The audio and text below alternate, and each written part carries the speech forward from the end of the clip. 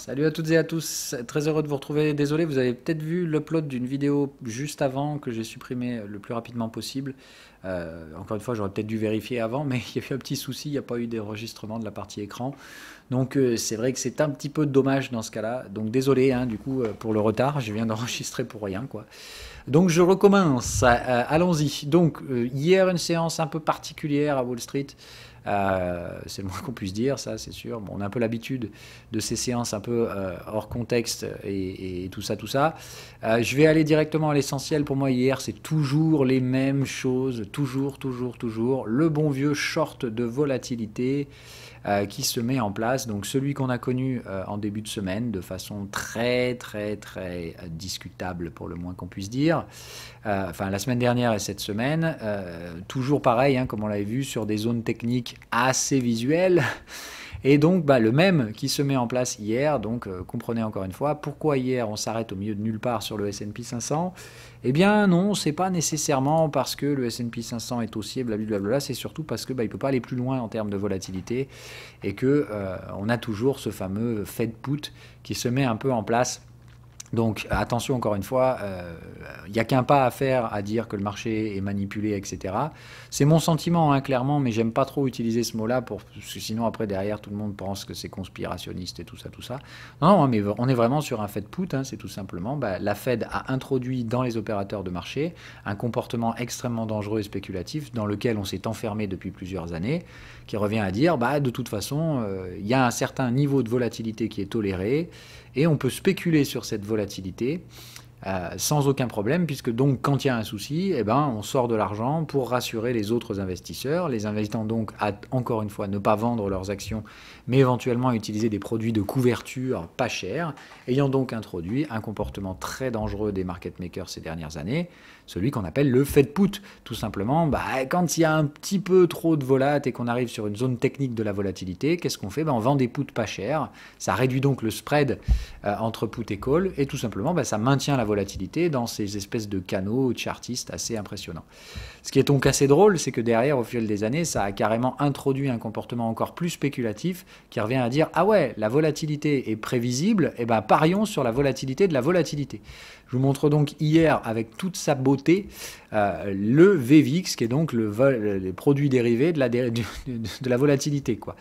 Donc on parie sur la volatilité de la volatilité, et hier, clairement, c'est ça qui a bloqué, à mon avis, le marché, qui revient à dire « Ah non, non, non, on n'ira pas plus loin, cherchez pas, circulez pas, voilà, circulez, il n'y a rien à voir. On bloque, voilà, tout est bloqué, et puis les paris sont déjà, ou semblent déjà aller dans le sens d'un repli de la volatilité, donc le fameux Fed put, trop de zones techniques sur les produits dérivés qui dirigent tout simplement l'action de prix sur les actions. C'est ce qui a bloqué hier le S&P 500. Tout simplement, voyant qu'on arrivait sur des bornes de volatilité et sur des bornes de volatilité de la volatilité, on se dit non, c'est trop risqué d'essayer d'aller contre tout ça. On ne veut pas nager à contre-courant. Et encore une fois, c'est très compréhensible, c'est discutable sur le plan éthique, clairement. Mais en attendant, c'est la logique dans laquelle nous vivons depuis déjà plusieurs trimestres. Et encore une fois, ça causera une seule fois, probablement un crack historique dans les prochaines années. Mais en attendant, ça marchera des centaines de fois avant. Donc attention encore une fois à ne pas lutter. Je vous rappelle que le but c'est pas de comprendre les mécanismes de marché, mais de faire un peu d'argent quand même.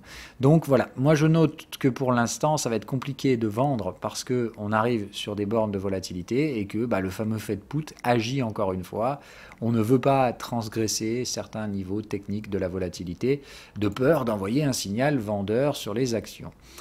Donc pour l'instant, c'est sous perfusion, c'est sous contrôle. Encore une fois, c'est de manière indirecte. C'est pas la Fed qui activement dit attention, attention, trop de volatilité. Mais simplement les opérateurs qui se brident eux-mêmes, disant que de toute façon, on n'ira pas plus loin parce que sinon la Fed interviendra. Voilà. Donc les baisses étant extrêmement marginales, puisque encore une fois, là, si on va sur le S&P 500, on se rend bien compte que c'est à peine perceptible le niveau de repli qu'on a eu ces derniers jours comparé aux hausses qu'on a quand on vend la volatilité. C'est-à-dire que le short de volatilité a fait monter les marchés de tout ça le même repli sur le VIX, lui, n'a causé que même pas 50% de retracement. Voilà. Donc c'est bien encore une fois de dire très très très risqué ces paris sur la volatilité puisqu'ils catalysent à côté de ça des hausses de valorisation indicielle assez importantes. Maintenant, évidemment, le problème, c'est que c'est la valeur globale des actifs financiers dont on n'a plus vraiment de sens logique, puisque, évidemment, quand ça monte, il faut surperformer, donc il faut acheter, donc on a cet appétit acheteur qui se met en place par derrière. Autrement dit, on ne sait plus vraiment ce que vaut l'argent, il est gratuit, et on trouve toujours quelqu'un pour acheter une action. Par contre, pour les vendre, bah non, pas trop, parce que faites put. Donc, par contre, quand il y a un problème, on achète des puts. Mais il faut bien comprendre que si on achète juste des puts et que les market makers ne couvrent pas ces ventes de volatilité sur le marché réel, bah, il se trouve qu'il n'y a plus qu'une toute petite portion du marché qui est vendeur, et c'est toujours les particuliers. Donc je note encore une fois qu'on est toujours dans ce schéma-là, où les marchés pour l'instant les plus vendus sont les marchés américains chez les particuliers. Donc les particuliers vendent un marché action, les market makers, eux, vendent la volatilité. Comment voulez-vous que ces marchés-là ne soient pas auto-alimentés par un mouvement spéculatif acheteur? Donc moi j'ai du mal, encore une fois, à dire c'est pas logique, oui c'est clair, ça sent le marché manipulé, tout ce que vous voulez, mais en attendant, ça marche encore une fois. Et hier n'en est que preuve.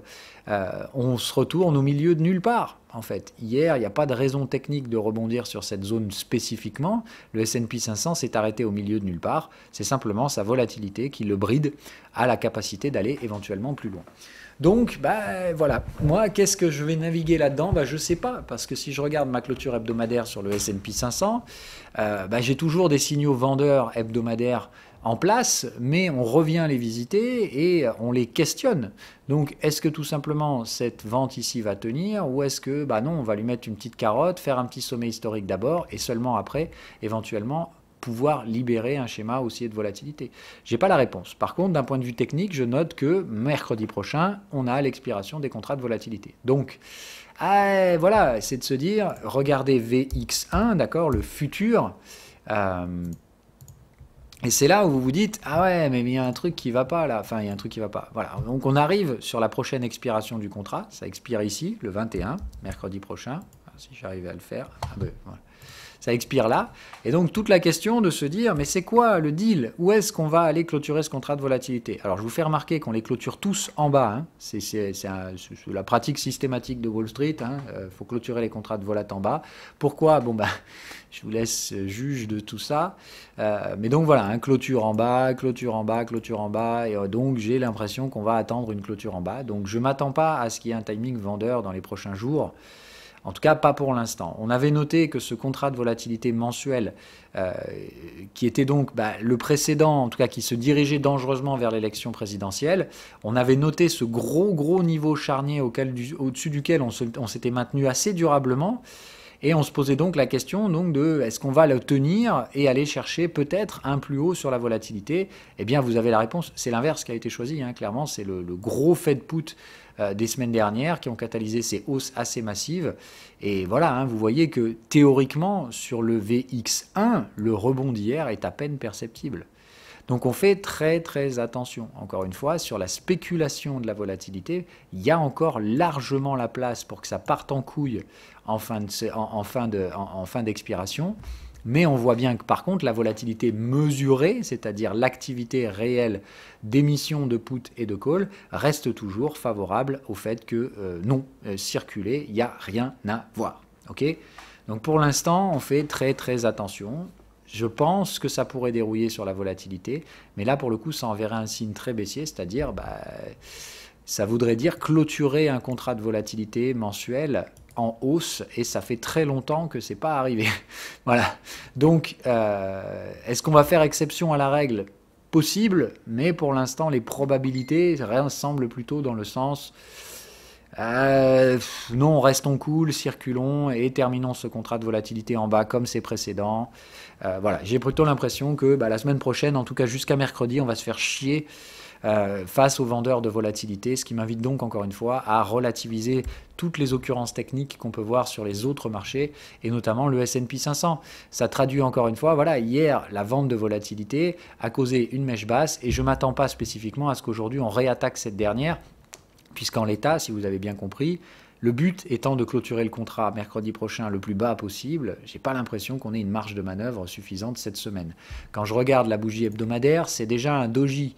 Donc je me dis, bah putain, on va probablement rester bloqué dans cette zone-là, quoi qu'il arrive, et adviendra ce qu'il advient la semaine prochaine, mais on va essayer de tout sauver jusqu'à mercredi en essayant d'imprimer des hausses. Donc on va faire très attention dans ces marchés. J'ai toujours énormément de mal à reprendre une activité vendeuse avec conviction dans ces marchés, étant donné que voilà, ça sent le pilotage. Je ne veux pas vous mentir, clairement, c'est du pilotage, c'est de l'auto-sabotage de tous les mouvements vendeurs, tout simplement, parce que dès qu'on arrive sur un quelconque niveau de support court terme, et on regarde tout de suite la volatilité et on se dit c'est dur, je vais quand même pas vendre un support. Au pire, si on va chercher le support, je prendrai un put. Voilà. Donc c'est cet auto-mécanisme dans la smart money qui se met en place. À côté de ça, vous avez la dumb money qui fait n'importe quoi comme d'hab. Dès que ça rebondit hier, qu'est-ce qu'ils font les particuliers? Allez, boum, ils se remettent tout de suite à mort à vendre les indices américains. Donc très compliqué pour moi de naviguer tout ça. Voilà. L'Europe suit toujours son propre cours. Je pense qu'il y a des choses à faire en Europe, mais malheureusement, c'est toujours le même problème. Comme l'Amérique bloque tous les mouvements européens, on ne sait pas trop quoi faire en Europe. On met des gros flux baissiers, mais on est complètement d'un coup bloqué parce que Wall Street ne veut pas suivre. Donc voilà, moi j'ai l'impression que sur les indices, encore une fois, c'est pas là que ça se passe, mais plutôt faire du stock picking, etc. Mais comme toujours, on a choisi ces indices comme référentiel pour la constance de ces émissions. Donc je suis navré de vous le dire, ça me fait chier de devoir regarder ces graphiques qui n'ont aucun sens technique. Mais voilà, allez piocher encore une fois dans les actions si vous le pouvez, c'est là que ça se passe, c'est là qu'il y a des choses à faire. Ne soyez pas uniquement à la recherche d'achat dans ces marchés, je sais que c'est la mode, le hashtag trendfollow, etc. Mais on est quand même plutôt ici sur des fins de cycle. En témoigne encore une fois la surperformance des small caps. Donc voilà, normalement les small caps elles surperforment en fin de cycle boursier, donc je pense qu'on est plutôt sur la fin d'un cycle haussier que son début.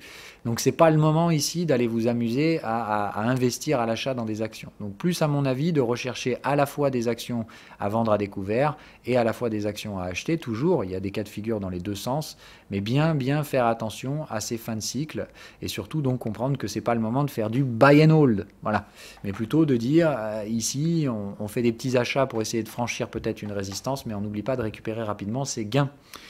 Voilà tout ce que j'ai à vous dire. Le WTI quand même me semble très intéressant, mais il traduit à mon sens encore une fois la folie furieuse dans laquelle nous sommes. Je vous laisse juste apprécier en intraday la séance d'hier. J'en pleurais d'avoir raté ça parce que je voulais vendre le WTI et j'ai complètement oublié hier matin. Donc voyant qu'il s'effondrait de 5%, je me suis dit putain voilà. Et puis qu'est-ce qu'il fait? Il remonte. Voilà. Donc complètement incroyable. Mais pour moi, ce n'est que la plus pure traduction de la folie furieuse spéculative des marchés dans lesquels nous sommes aujourd'hui. Pour moi, ça n'a plus aucun sens. Voilà, je ne vais pas vous mentir. C'est du grand n'importe quoi partout. Donc ça ne traduit encore une fois qu'une indécision assez flagrante. Donc ce n'est pas le moment de faire des paris. C'est encore le message que je vous enverrai une fois de plus. Oui, évitez les paris. Voilà, c'est plus de dire c'est le moment de prendre un peu de recul avec votre capital et de vous rendre compte que parfois faire un peu d'intraday pour essayer de gagner son blé, voilà, oui, sans problème. Mais essayer de forcer un marché qui semble complètement paumé entre deux bornes, puisque donc on ne peut pas baisser, sinon c'est le fait de put. Mais on ne peut pas monter parce qu'on sent bien que c'est la fin du cycle et qu'on ne peut pas acheter des résistances n'importe comment ad vitam aeternam. Donc on est complètement bloqué d'un sens comme dans l'autre, en attente, j'ai envie de dire, d'informations supplémentaires. Moi, je vous donne mon avis perso, surtout en train d'attendre que la volatilité nous laisse enfin travailler des niveaux de support en cassure. Mais pour l'instant, les supports ne peuvent pas casser, les résistances ont du mal à tenir les cassures haussières, donc on est bloqué dans ce schéma stupide d'oscillation du VIX tant que la bride ne sera pas lâchée. Voilà. Donc sur ce, écoutez, prenez un peu de recul. Si vous faites du trading intraday, mettez vos petites œillères, mais soyez conscient que c'est vendredi et que on est bloqué entre des sommets assez forts qu'on a constitués en début de semaine, qui ont été violemment rejetés, mais des supports qui ne veulent pas lâcher et qui sont violemment rejetés hier. Donc on est emmerdé. Voilà, vous êtes pile poil à mi-chemin aujourd'hui. Et j'ai pas l'impression qu'on puisse faire grand chose de plus que trader de la volatilité intraday, c'est-à-dire à mon avis n'utilisez pas la stratégie canot, mais plutôt essayez ici de vous dire que la seule chose que vous pouvez naviguer ce matin c'est probablement des bornes de volatilité. Ok, donc essayez de trouver des bornes de volatilité et c'est probablement la seule chose qui se mettra en place en trading ce jour. Voilà. Donc, bah, écoutez, trouvez des bornes de volatilité à court terme, 1 minute, peu importe. Essayez de trouver un décalage suffisant pour réduire votre risque si vous tradez sur les indices aujourd'hui. Je jette un petit coup d'œil. Ouais, voilà, dire les prochaines bornes, c'est celle-là. Une fois qu'on en tape une, vous pouvez tenter un petit rejet de l'une vers la moyenne. Et franchement, des trades à la con. Hein. Voilà, je ne vais pas faire mieux que ça. Hein. Pour moi, ça a été alerté dès cette nuit, dès ce matin. Les seuls trades à faire sont des trades de volatilité de court terme.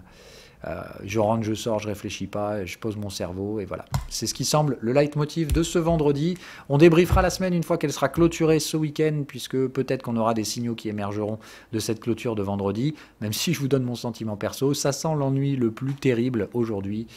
Donc moi perso, si j'ai mieux à faire, je circulerai et j'irai quitter mes écrans. Bye bye!